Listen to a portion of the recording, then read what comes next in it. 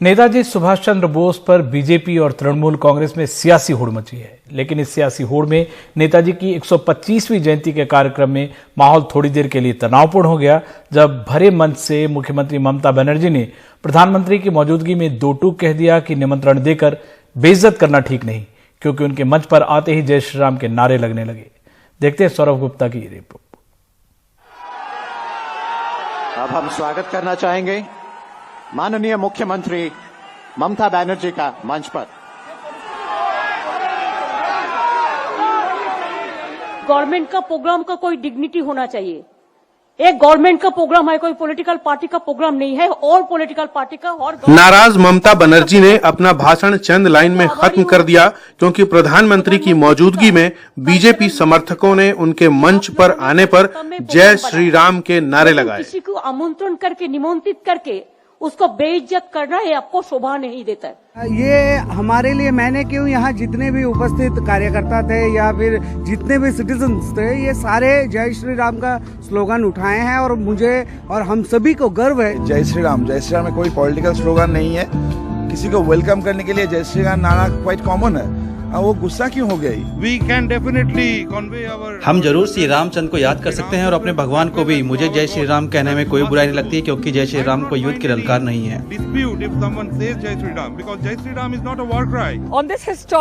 इस ऐतिहासिक दिन हमें अपने गुस्से को काबू में रखना चाहिए था और बस नेताजी को याद रखना चाहिए था। जो मंच पर हुआ है वो नहीं होना चाहिए था। We are not subscribing anything to this kind of ideas। अगर मुख्यमंत्री बोलने चढ़ गया उसी का समय कोई ऐसा नारा लगा दे, हम लोग इसको समर्थन भी नहीं करता।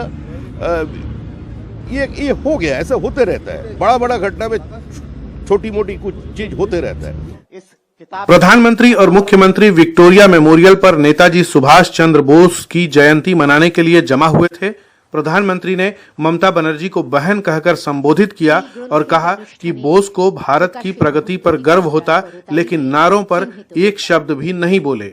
आज अगर नेताजी ये देखते हैं कि उनका भारत इतनी बड़ी महामारी से इतनी ताकत से लड़ा है, जब वो देखते हैं कि भारत वैक्सीन देकर दुनिया के दूसरे देशों की मदद भी कर रहा है। दिन भर तृणमूल और बीजेपी ने ये दिन अलग अलग समारोहों में मनाया और इसको किस नाम से बुलाया जाए, इस पर भी झगड़ा करते रहे। तृणमूल का कहना है कि ये देश नायक दिवस होना चाहिए, क्योंकि रविंद्रनाथ टैगोर ने नेताजी को देश नायक का खिताब दिया था। जिंदाबाद सुभाषबाद गांधीबाद जिंदाबाद जिंदाबाद। पराक्रम दिवस क्या है? पराक्रम what is the meaning? Sugata আপনাদের কাছে কিছুটা রাজনৈতিক ইতিহাস विवरण दिलेन। नेशनल प्लानिंग कमीशन योजना आयोग को हटाने की भी आलोचना की गई, जिसकी परिकल्पना बोस ने की थी।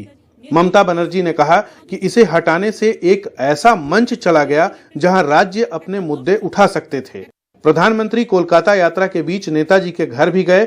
बीजेपी नेताओं को अंदर नहीं आने दिया गया और उन्हें बाहर ही इंतजार करना पड़ा, क्योंकि ये सियासी आयोजन नहीं था। सुगाता बोस प्रधानमंत्री को नेताजी भवन के अंदर ले गए। जब मोदी कोलकाता पहुंचे तब ममता बनर्जी शहर में एक भव्य रैली में 6 किलोमीटर पदयात्रा कर रही थीं।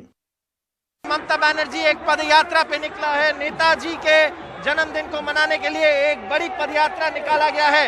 आज शाम को प्रधानमंत्री नरेंद्र मोदी भी आने वाले हैं। কেন্দ্রীয় সরকার কিন্তু আজ পর্যন্ত ছুটির দিন ডিক্লেয়ার করেনি। আমাদের দুঃখ আছে।